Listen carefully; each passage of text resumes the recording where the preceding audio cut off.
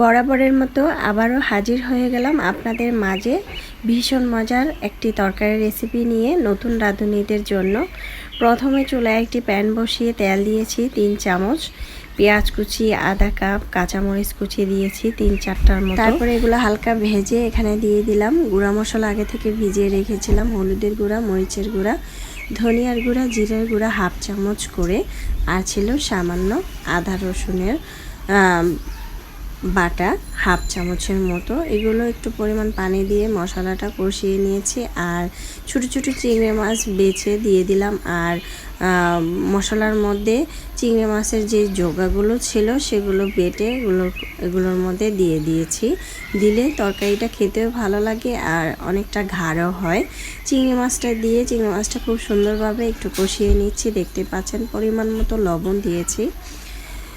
দিয়ে এখন আমি সুন্দরভাবে এটাকে কষিয়ে নিব। তেল মশলা কম দিয়ে সুন্দর একটি তরকারি রেসিপি হয়ে গেল। দেখতে পাচ্ছেন মশলাটা সুন্দরভাবে পোড়া পোড়া করে কষিয়ে নিয়েছি। ছোট চিংড়ি মাছগুলো দিয়ে তরকারি রান্না করলে খেতে কিন্তু অনেক বেশি ভালো লাগে।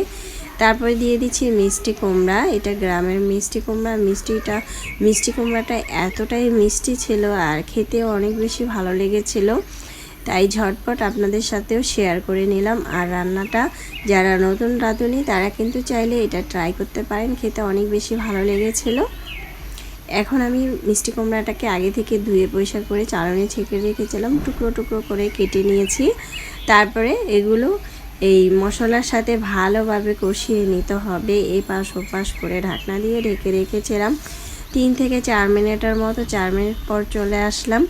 দেখতে পাচ্ছেন এর মধ্যে কিন্তু আমি কয়েকবার নেড়ে চেড়ে দিয়েছি, আবারও নেড়ে চেড়ে দিচ্ছি। দেখতে পাচ্ছেন ঝোল যে পানিটা উঠেছিল সেটা শুকিয়ে গিয়েছে, নিচে দিয়ে কিন্তু তেলটা ভেসে উঠেছে, কোনো পরিমাণ পানি নাই। খুব সুন্দরভাবে কষিয়ে নিয়েছি।